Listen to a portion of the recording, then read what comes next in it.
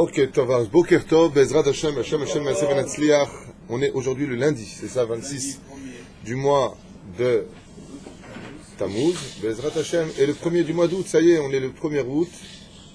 Jean Lépin, les vacances, 2 minutes d'arrêt. La Hasra. 1er août. Tov, on est dans le... Hein? On est toujours avec... Bon, Bezrat Hashem. C'est toi qui l'as dit qu'on est toujours en vacances avec moi. Amen. Je crois qu'on est venu travailler sur ça. Ou pas. Voilà. Ça, c'est l'œil, ça, c'est l'œil du tigre. Ça, viens là. On avait vu dans le Tanakh, à propos de Achav, Melech Israël, que contre Hadad, il avait gagné une guerre, alors que tout était prévu pour qu'il perde cette guerre, vis-à-vis de la logique des choses, vu le nombre de soldats, d'abord avant tout, Refoua Shlema pour tous les malades d'Israël, Bichlala, Moratimi. Asachag Gdola Meod, Kol Am Israël, tout celui qui fait sa alia, Bezrat Hashem, Kol Echad Mitanu. Amen. Akadosh Baruch Hu a donné la victoire à Achav, Melech Israël. Pourquoi? Parce qu'il soutenait la Torah, il aimait la Torah, il respectait les Talmidei Chachamim, ce qui lui a donné le srout, le mérite de gagner la guerre, comme on a pu le constater face à cette armée pour ceux qui suivent les shiurim. Donc on arrive. Donc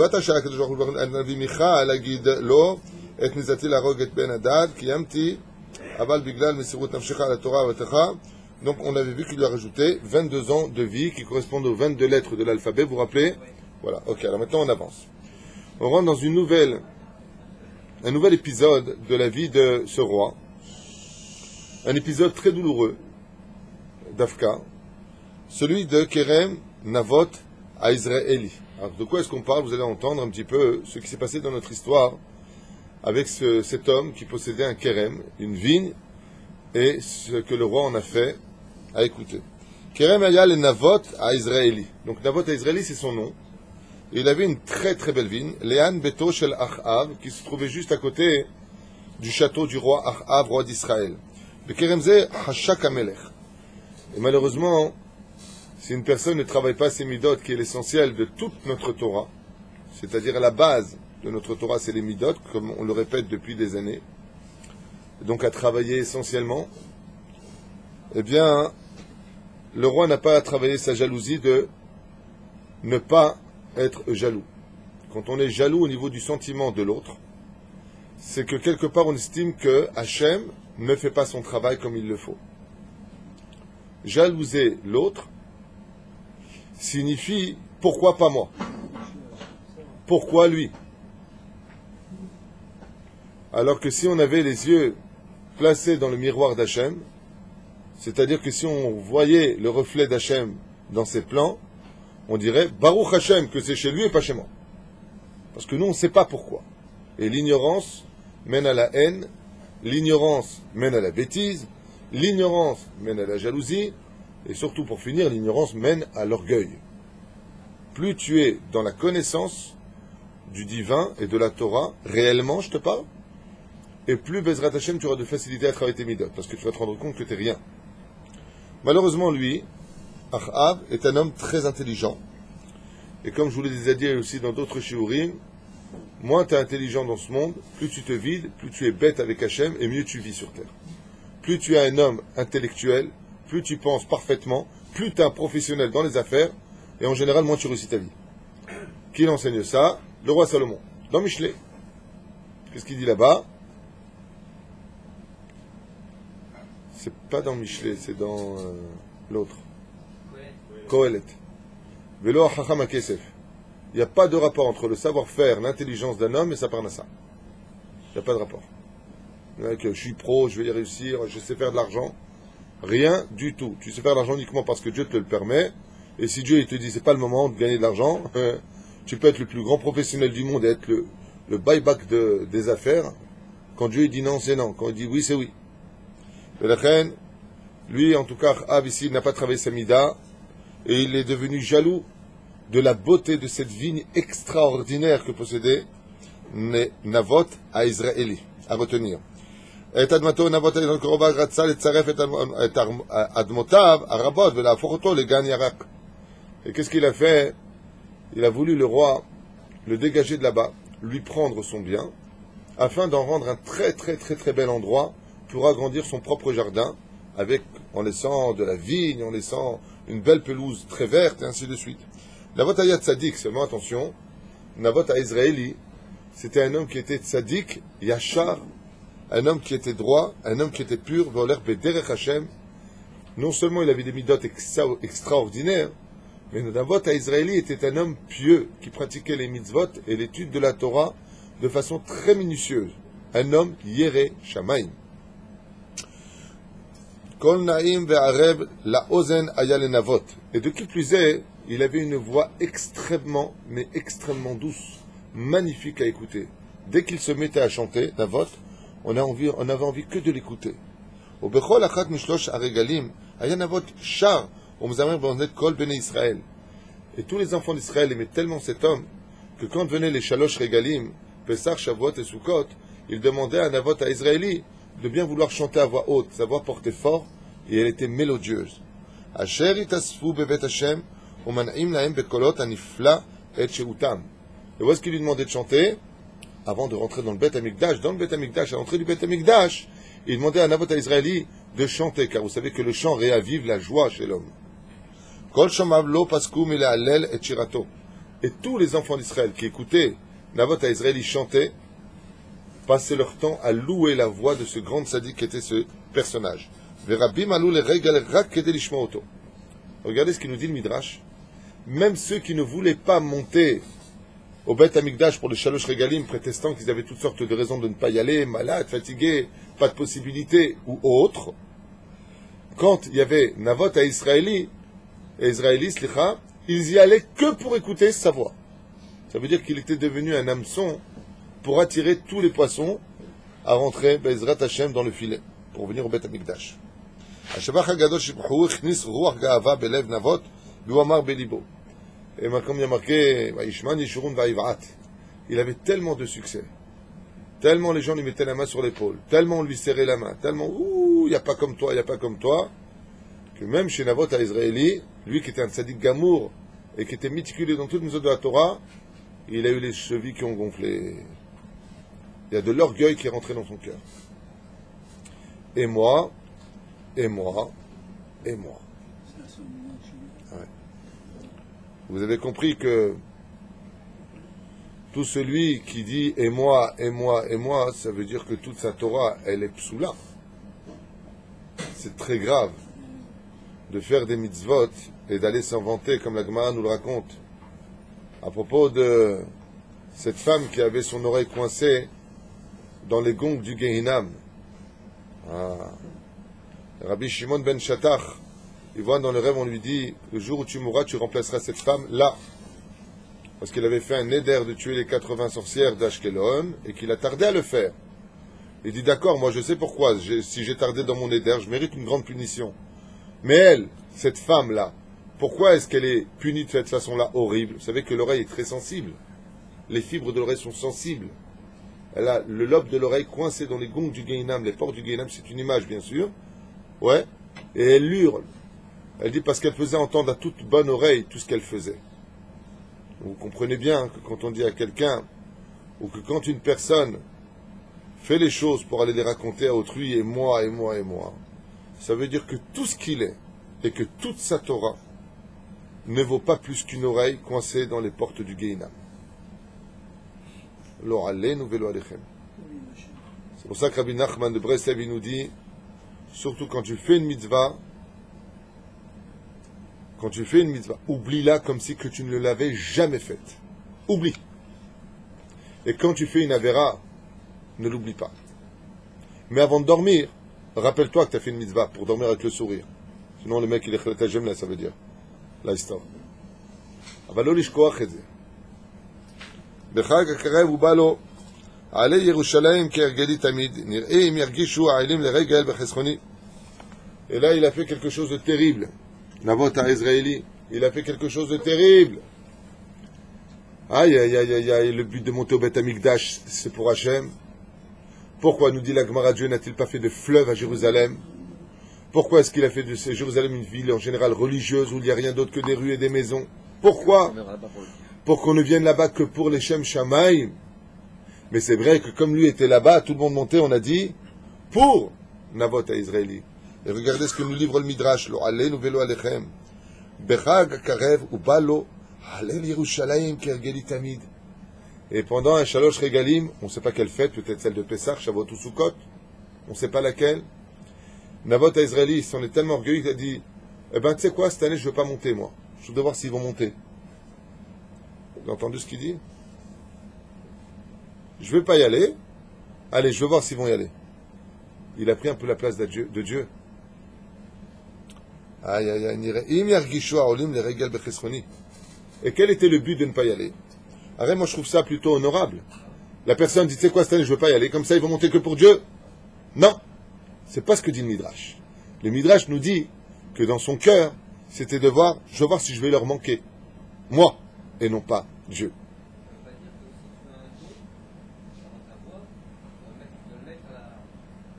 Il n'y a pas de rapport. Si tu as un don, tu le mets pour les autres, ça, il était d'accord au début. Mais l'orgueil, il l'a rattrapé parce que trop de succès. D'accord? C'est machou acher. Aval, ce qu'il faut être conscient, dans la Hanava, comme on a lu dans le livre la dernière fois d'Imrechen, que la vraie Hanava, c'est d'être conscient que tu as un potentiel. Il faut en être conscient. Quelqu'un qui a un potentiel et qui dit je suis humble, je ne sais pas que j'ai ce potentiel, c'est un imbécile. La Hanava, c'est d'être conscient qu'on a un potentiel, mais que ce potentiel nous a été offert par Dieu, que s'il avait donné à quelqu'un d'autre, il l'aurait fait peut-être mieux que toi. Ça, c'est la Hanava. Tov lo chashav navot, asur aya lo le'achzik tova le'atzmo biglal ha'matana she'eineh shtabach shemo la'ad. Regardez ce que je viens de vous lire. Regardez ce que je viens de vous dire, et regardez ce que vient de dire maintenant le Midrash, que nous découvrons ensemble. Lo tov chashav navot, il n'a pas bien agi navot dans son cœur. Asur aya lo le'achzik tova le'atzmo, il n'aurait jamais dû dire et moi, et moi, et moi. Biglal ha'matana she'natan lo Hashem. Il n'y a rien qui est de toi. Imaginez qu'un homme fabrique un ordinateur. Il va prendre une caisse, il va mettre, aide-moi, qu'est-ce qu'il met dans un ordinateur pour fabriquer?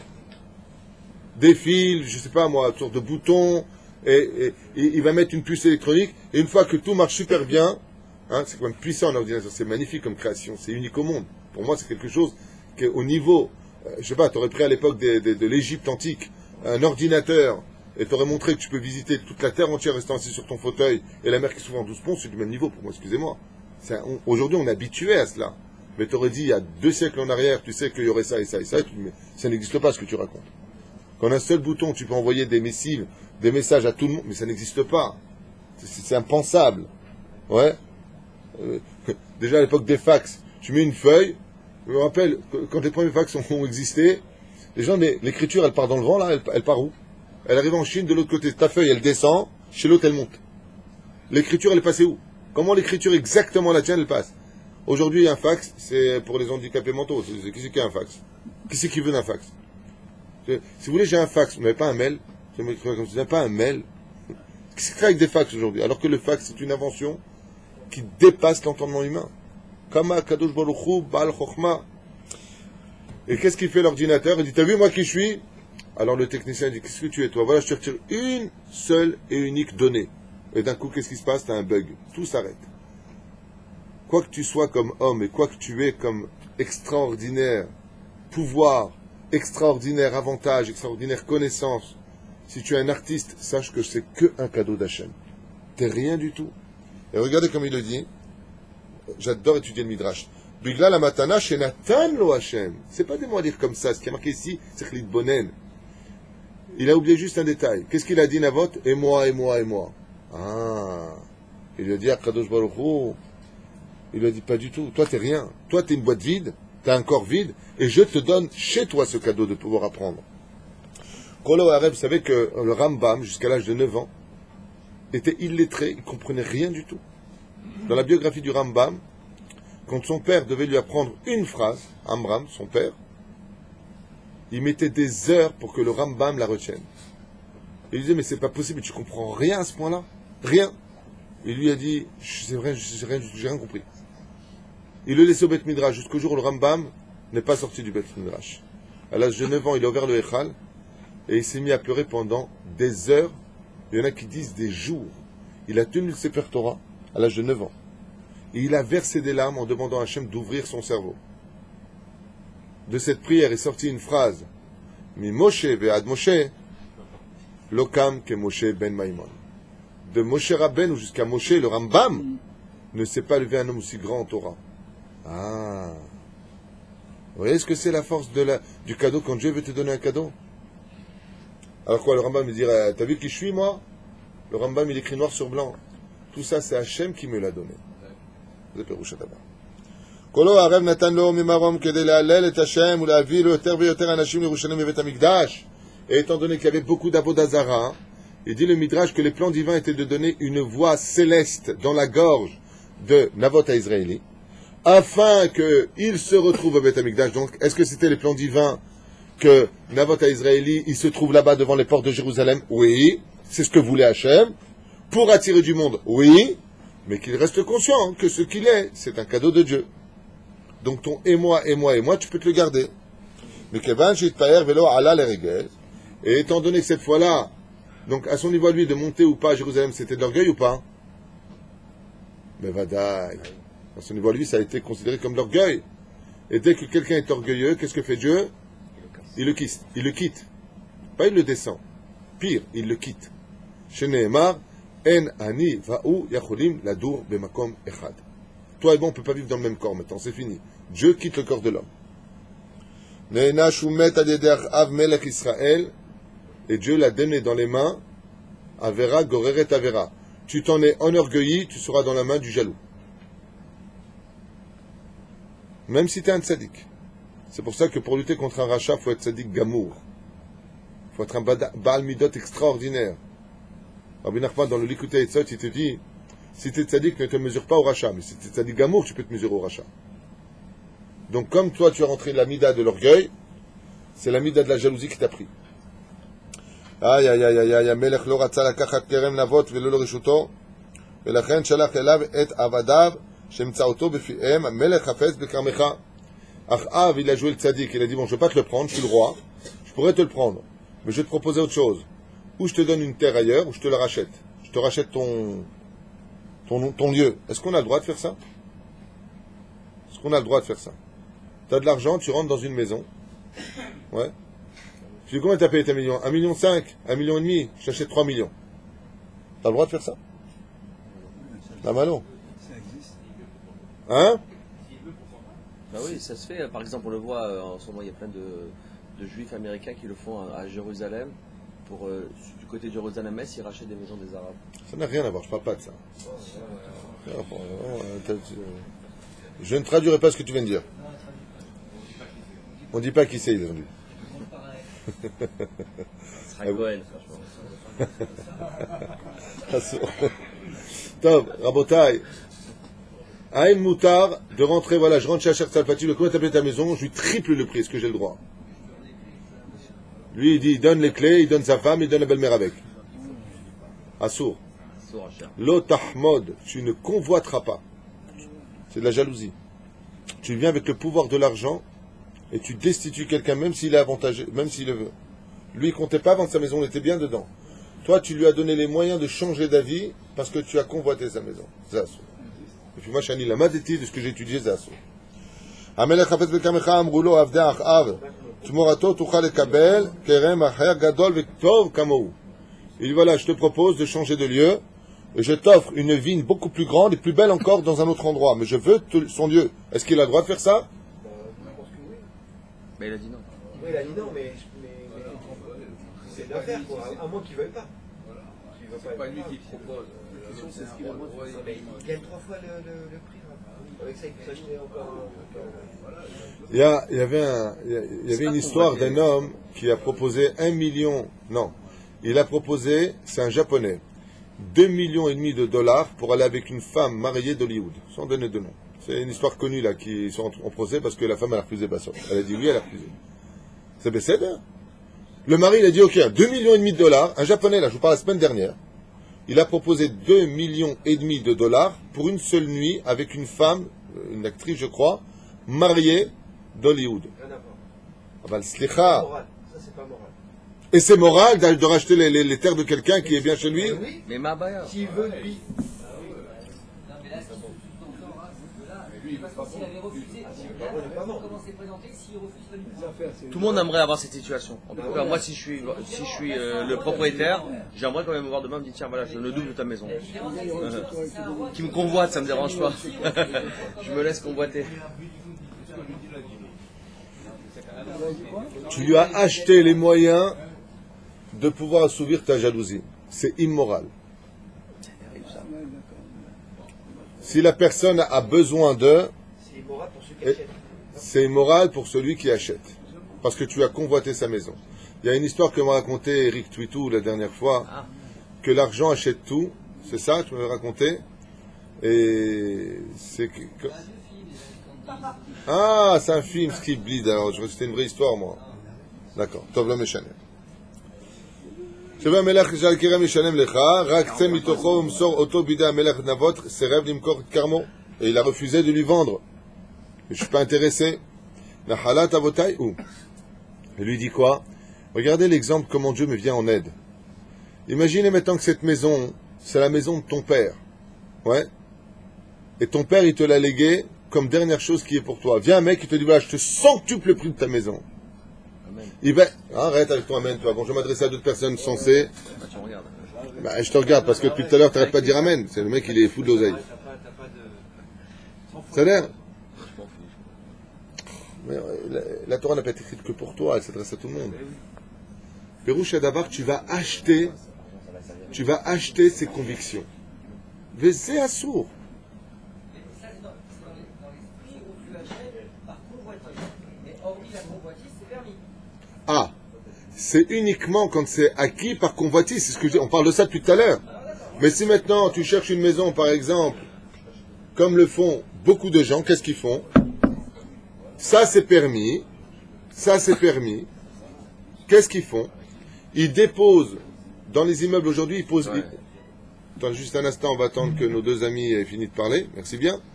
Qu'est-ce qu'ils font par contre? Ils déposent aujourd'hui sur la porte de chaque maison: sommes intéressés à racheter votre maison, bon prix. Aujourd'hui, ils proposent ça dans plusieurs immeubles. Tu ouvres ta porte, tu trouves ce mot-là avec un numéro de téléphone. Ce sont des investisseurs qui veulent racheter des appartements. Ils te proposent des bons prix. C'est ce qu'ils disent. Quand t'appelles, c'est pas ça. Mais Kikaron, c'est ce qu'ils te disent. Dans ce cas-là, oui, c'est permis. C'est pas ta maison qui convoite. C'est d'acheter des appartements. Mais de venir spécifiquement en disant, je veux ta maison, je t'achète, c'est assuré. Parce qu'il y a le sentiment de convoitise. Quelqu'un qui est dans sa voiture, il se balade comme ça, il voit une belle maison, il dit, oh, elle est belle, elle me plaît. Et il va leur demander s'ils sont intéressés. Bonjour, votre maison est à vendre? Ça, c'est... Zemouta. Non, vous comprenez rien ce que je raconte, c'est pas possible.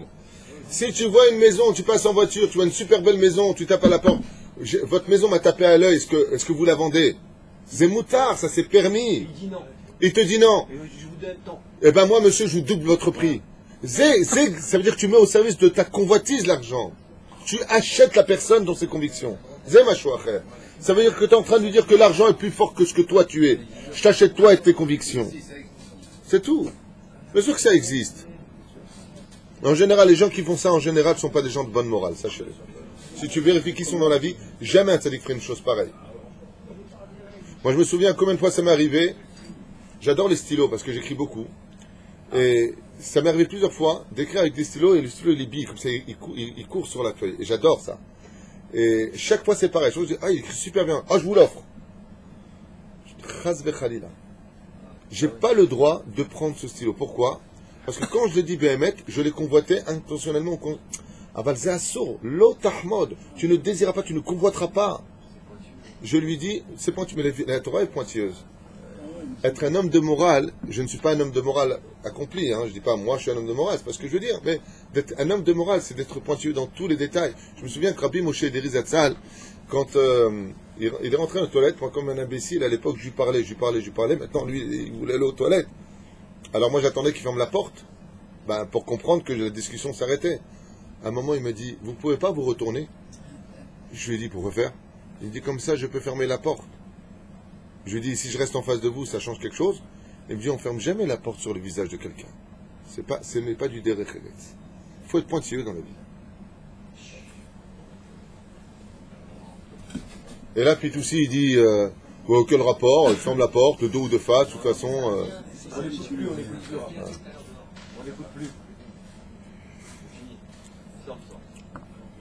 Je vous souhaite son savoir-vivre.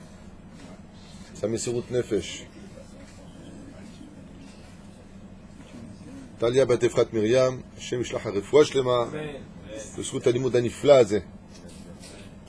Yarashti oto me'aviv ve'u me'aviv kach al'a. Regardez ce qu'il lui dit. C'est un héritage, ce kerem, de mon père, qui le tient de son père. C'est quelque chose qui me tient à cœur. Amar navot velo iskim le kabel davar tmurat karmo. Je veux rien contre ma vigne. Elle est à moi. Utshuvat navot sa'ara me'od et Achav. Et la réponse de Navot au roi d'Israël Achav, extrêmement déçu. Ou le et erev. Et voici que le soir, je congère la mégère apprivoisée. Qui c'est qui est venu le soir? D'après vous? La belle-mère, non, pire. T'as pas osé le dire. Qui en général dans les affaires, quand il y a des associés, quand il y a des affaires, qui est la personne la plus dangereuse pour cela? Ou des fois la plus éveillée pour cela? C'est la femme. Dans les associations, quand deux associés viennent me voir pour faire un contrat, j'ai eu ça il y a encore 2 mois de cela, 2 personnes sont venues ici, j'ai demandé aux femmes de venir avec les associés. Ah non, pardon, c'était au bureau. Alors, les associés me disent quel rapport avec les femmes? Je dis, le rapport, c'est moi qui le connais. Quand les femmes sont venues, je dis voilà, les deux vont s'associer, vous devez signer ici que vous n'aurez pas le droit de vous mêler de quoi que ce soit dans ces affaires.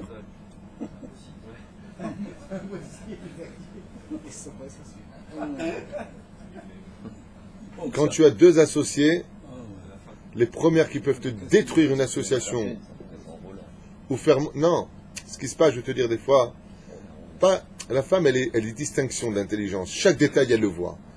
Des fois, bon, ton associé, il a pris 2 jours de vacances en plus que toi. C'est-à-dire, chez un homme, ça passe. Bon, c'est pas grave, t'as pris, on s'arrangera à l'occasion. Dans 20 ans, je reprendrai, on s'en fiche. La femme, pitbull. T'es un frayeur, de toute façon, c'est toi l'ouvrier. Regarde, il est parti 2 jours de plus que toi. Elle lâche pas le morceau. Elle te chauffe. Qu'est-ce qu'il y a? Chez Ishto, Izével, quand Izével, elle porte bien son nom, celle-là. Aïta Reshaït Gdola Meod Meod Meod. Une grande Reshaït, Izével. Elle n'était pas juive. Sha'ala Oto Lesibat Panav Atzuvot. Elle lui a dit, mon mari, pourquoi est-ce que tu es si triste? C'est Perlal, Suruvo Shel Navot. Il lui a dit, parce que Achav, je dis qu'il y avait beaucoup de Torah en lui. On dit qu'il avait plus de Torah que Yerovam ben Nevat. Au niveau Chokhma, et dans Sanhedrin, il y a marqué que personne n'a eu autant de Torah que Yerovam ben Nevat. Après Moshe Rabbeinu.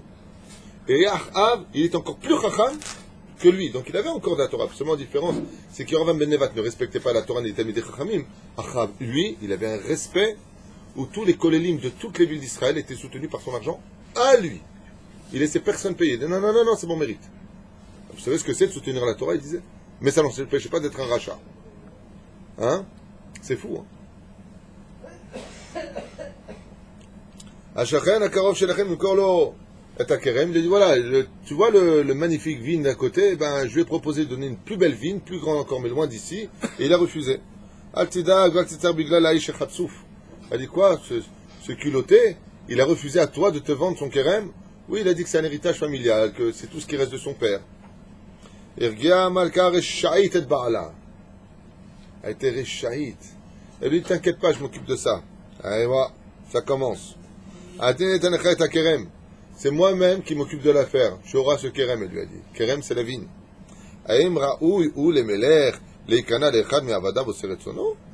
Depuis quand est-ce que c'est au roi de se plier à la volonté d'un bouffon qui sert le peuple, qui sert le roi?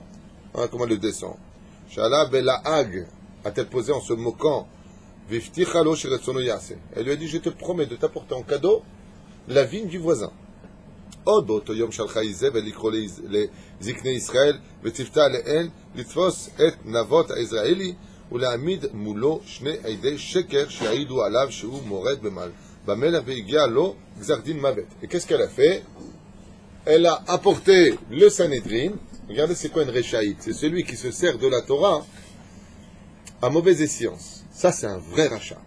Il se sert de la Torah pour son kavod, pour son argent. Qu'est-ce qu'elle fait? Elle a dit non, non, moi je suis une sadéquette. Que le Sanhedrin juge, pas moi. Et elle a payé très fortement 2 faux témoins qui sont venus témoigner, emmener Navot à Israéli devant le Beddin pour être jugés d'avoir été Mored Bemalchut, d'avoir dit du mal du roi et d'avoir comploté contre le roi, chose qui n'a jamais existé. Et ainsi donc, s'il est Moré Bemalchut, quel est le din?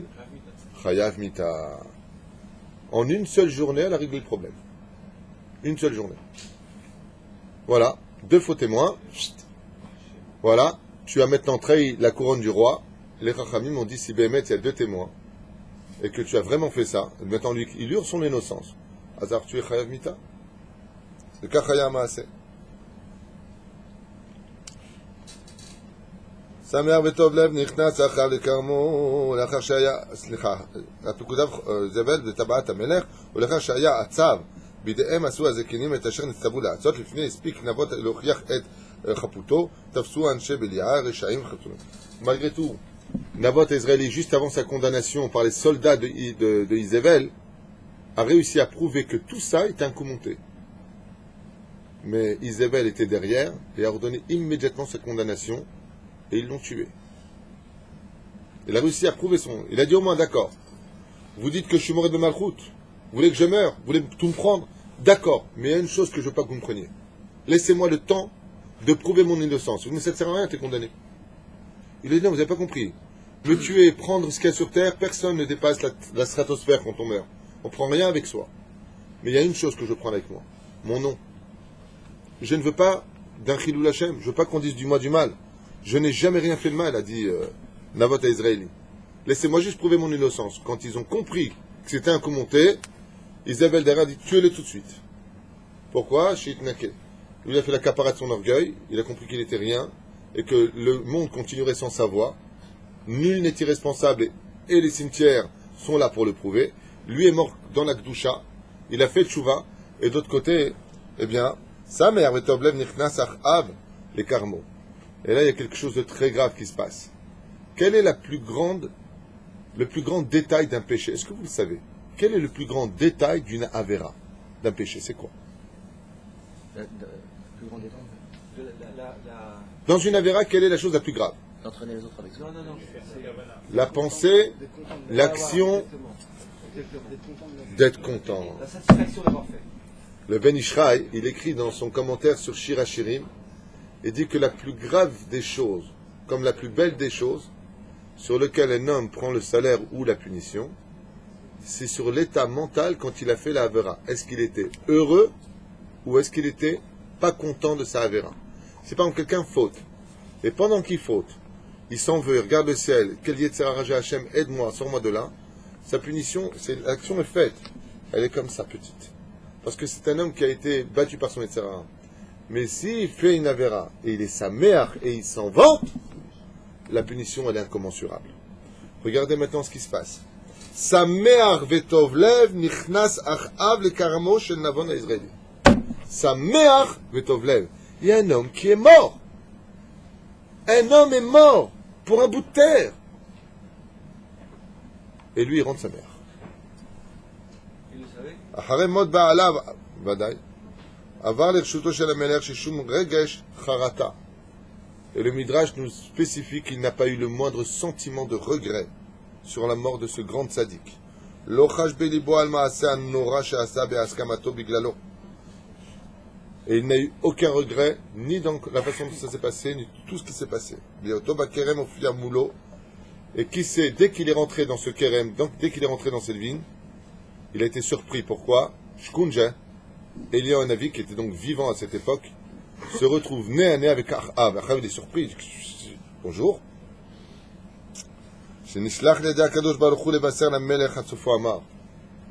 Et à peine mis le pied dans ce kerem, dans cette vigne, il s'est retrouvé nez à nez avec Elia Hanavi Zachor Letov. Il savait qui était Elia Hanavi, il savait que c'était un vrai prophète de Dieu, et il a eu très peur. Et Elia Hanavi lui est venu lui dire: je suis venu t'annoncer que ta mort sera terrible. C'est tout. Parole de Dieu. Tu vas mourir de façon terrible. Mazot asita. Et comment il lui a dit?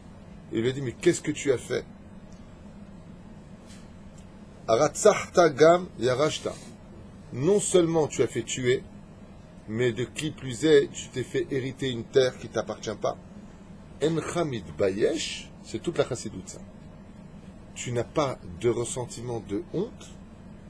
Si vita la rogadam, chaf mi pesha, rak mi pne, shiserev la tête lecha et karmo, tu as mis un homme à mort uniquement parce qu'il a refusé de te donner sa terre.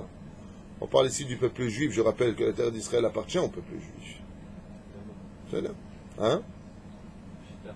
Chita. C'est là. Non, qu'il n'y ait pas d'amalgame en disant, bah alors justement, vous les Israéliens, vous prenez la terre des Arabes. On n'a pris aucune terre des Arabes. Je rappelle que la terre d'Israël appartient aux Juifs et que pour l'instant, ceux que l'on tue, c'est eux qui nous tuent. C'est là. Et qu'eux utilisent des boucliers humains quand on essaie de tuer ceux qui nous envoient des bombes en disant, regardez ce qu'ont fait les Israéliens. Mais ça plaît tellement aux médias, ça fait tellement rentrer d'oseille que tout le monde y adhère tant qu'on peut tuer du Juif. Et tant qu'on peut accuser du Juif. Ne confondons pas tout. Ayachid nachalat avotav. Et qu'est-ce qu'il lui dit le prophète? Il lui dit, ne sais-tu pas que Navot à Israéli t'aurait volontiers donné son kérem, même pas vendre, si ce n'était pas réellement un sentiment de ne pas laisser l'héritage de son père?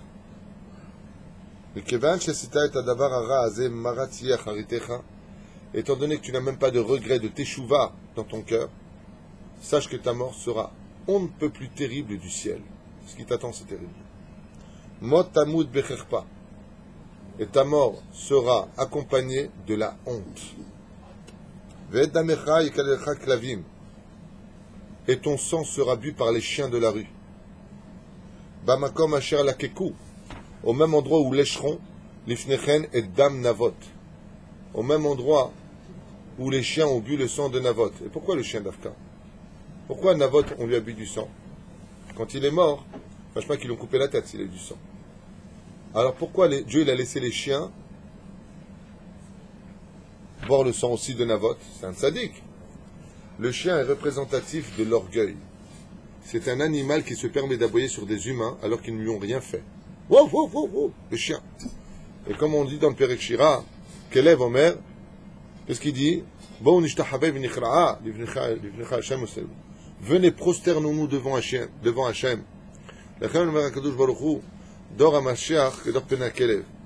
Il dit, quand tu verras une génération qui se comporte comme des chiens, beaucoup d'orgueil, les petits qui se permettent d'aboyer sur les parents, beaucoup d'orgueil dans cette génération, c'est la génération où elle va s'endurcir tellement qu'en un seul petit coup, tu vas les casser. Qui vient se prosterner devant Hachem à Jérusalem? De tous les animaux, c'est qui? C'est le chien. C'est un remède qui est marqué dans le Maseret Sota, qui dit, cette génération sera tellement orgueilleuse. Parce que quoi? Si je te donne par exemple quelque chose à casser et que c'est encore souple, tu peux le casser? Non. Mais si je te le durcis, en 2 secondes il se casse. Et Chachamim, ils disent à propos de cette Gemara, ils disent que Akadosh Baruch Hu mènera cette génération à un tel degré d'orgueil, entre guillemets, c'est-à-dire que le peuple sera tellement moi, qu'à la moindre petite épreuve, on sera brisé en 2 secondes. Et on sera prêt à venir se prosterner devant le Kadosh Baruch Hu. Donc quand les gens disent, je crois, alors là, si tu attends que tout le monde fait tchouva dans cette génération, t'as rien compris. L'homme est emmené là où il veut aller. Vous avez choisi le chemin de l'orgueil, je veux vous y emmener dans le chemin de l'orgueil. Mais dans tous les cas de figure, si vous êtes souple, vous vous prosternez. Et si vous êtes dur, je veux vous briser. Mais dans tous les cas de figure, vous vous prosternez.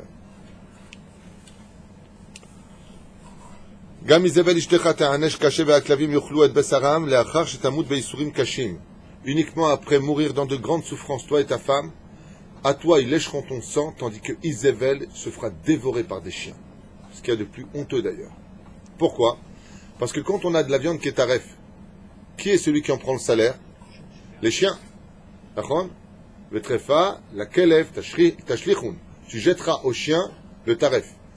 Quelqu'un dont la viande, la chair humaine est taref, est digne d'être dévoré par les chiens. Donc comme Isabelle était une trefa, donc impure dans tous les sens du terme, sa punition, de façon logique, est qu'elle va manger par les chiens. Ta couronne sera prise de ta descendance. Tu seras retiré de tout cela, souffrir de grande souffrance, et la honte sera sur toi, car tout le monde verra ton sang bu, totalement léché par tous les chiens de la rue. Va être comme Shpartecha Yashmid, et il ne restera plus aucun descendant de ta vie, plus personne de ta famille. Zecher lo isher mehem. Et il n'y aura plus une descendance sur terre qui pourra... C'est-à-dire que quand des fois la personne est rachat, au bout de la 20e, 30e, 1000e génération, il y en a un qui est tzaddik. Celui-là qui est tzaddik, il réveille le srout de tous ceux qui l'ont précédé. Il dit, toi tu mourras rachat, et ta descendance mourra. Il n'y aura plus de... C'est fini. Après toi, il n'y a plus personne. Donc, il n'y a pas de zichrono livracha. Il n'y aura pas de souvenir de toi, lui a dit Hachem.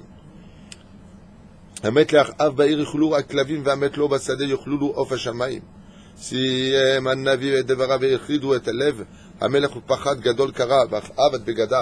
quand il a entendu ça, Av, de la bouche de lui un avis, il a déchiqueté ses habits, il s'est mis à pleurer et porter le deuil de sa vie. Lavage chaque VFR, il s'est mis de la cendre sur son visage et un sac sur sa tête, Sam al-Racho. Il a demandé à Hachem tout de suite de faire une grande teshuva en disant je ne mangerai pas ni ne boirai pas quoi que ce soit assis dans ce kérem, hein, dans ce lieu-là, jusqu'à ce que Dieu me pardonne. Allah onesh agadol atzafou av shama gam Yehoshaphat melech Yehuda ve'u meir la voix elav leoded oto. Et le roi, par contre, de Yehuda, quand il a entendu Yehoshaphat, qui était un grand tzaddik melech Yehuda, il est vite parti voir Achav pour le consoler de la situation. Madoua et Taler Hatsuv Benifrad. Shal Yehoshaphat et Achav dit pourquoi tu es si triste et à même le sol alors que ton peuple attend. Encha Yudea she'en Hashem chafetz bemot harasha. Ne sais-tu pas que Dieu ne désire jamais la mort du rachat et que le Yehush, comment on dit Yehush? Le désespoir n'existe pas. Il suffit simplement de réellement faire une vraie teshuva. Yoshaphat, qui est un grand tzaddik, qui lui a dit ne te décourage pas de la malédiction du prophète par Dieu, de la bouche de Dieu, car en réalité, au-dessus de toute force, il y a la teshuva. Fais une teshuva et ne t'inquiète pas du jugement divin. Car Kadosh Baruch Hu, s'il sait vraiment que, même si tu meurs dans de grandes souffrances, après la mort, tu finiras par retrouver ta place parmi les rois d'Israël. Achav Shama Becholo Yehoshaphat. Et Achav, avant de mourir, a entendu la voix de ce roi d'Israël. Regardez qui était Yehoshaphat. C'était lui le roi d'Yehuda. Lui, c'était le roi des 10 tribus. Il a entendu, il a dit ta parole est sage, je t'écoute. Et Achav a fait une teshuva dans tous les domaines et a pleuré sur chacune de ses avérotes depuis qu'il était petit. Il a commencé à taper sa poitrine. Hakeoti maka hazakot. Itranen. Melech Yehuda vekibel be'ava et amakot sheikaou Yehoshaphat. Il lui a dit, toi tu es roi, et moi je suis roi. Prends un shot, prends une baguette, et frappe-moi de toutes tes forces, il lui a dit. Fais-moi la punition qui m'est réservée dans le ciel, frappe-moi de toutes tes forces. Yehoshaphat, il lui a dit, Bekef. Arba'im malkot veshalosh pa'amim bayom. 40 coups par jour, il a pris, et 3 fois par jour, tous les jours. Et pendant qu'il était frappé, il suppliait à Kadosh Baruch Hu. Comme on fait à Kippour, avant de l'eau yashrit. Comme ça il a fait. Pourquoi? Si c'est un autre qui frappe le roi, il est mort de malchut, mais un roi vis-à-vis d'un autre roi, c'est le seder. Donc Yehoshaphat, qui est un grand sadique, il a dit à Tatsodek, je vais faire maintenant ma coute. Si tu subis sur terre les souffrances, tu ne les subis pas après. C'est pour ça qu'une personne qui souffre sur terre doit être plus content que s'il ne souffre pas. Pourquoi? Parce que si tu souffres ici, c'est qu'on te nettoie de là-bas. Ouais, qu'est-ce que tu préfères payer une dette, on te dit comme ça, ou tu me payes 10 shekels que tu me dois, ou tu me payes 1 million de shekels après. Qu'est-ce que tu préfères payer 10 maintenant, ou 1 million après? 10 maintenant, c'est moins cher. Ce que tu souffres sur terre, c'est comme 10 shekels face à 1 million de shekels. Après la mort, les coûts sont vraiment très durs. La reine, mieux vaut payer sur terre. Asak Batora Betfila, Achekibek Shbuchut Shubato, Vegazar, Shelo, Beyamav, Lekach Amalchut, Mishparto. Il y a une Batkol qui est sortie et qui a dit ta tchouva a été reçue dans le ciel après toutes ces larmes versées et toute cette soumission. La royauté ne te sera pas retirée de tes enfants. Pas maintenant. Velo beyama, velo ason al bato, et je n'apporterai plus de malheur sur ta maison. Donc ta descendance restera. Beota shamar hakadosh baruch hu yanavi, re matana tova natati ba'olami, adam choto machisoti. Et il a dit au prophète Eliyahu Navi Zachor Etov, va et divulgue au peuple juif, qui a fauté comme Achav devant moi? Qui s'en est autant enorgueilli et a versé autant de sang? Et pourtant, regardez cette échouva, et je l'ai accepté. Va et annonce que rien n'est plus fort au monde que celui qui fait échouva sincèrement avec de larmes et qui reçoit les épreuves que je lui enverrai avec amour.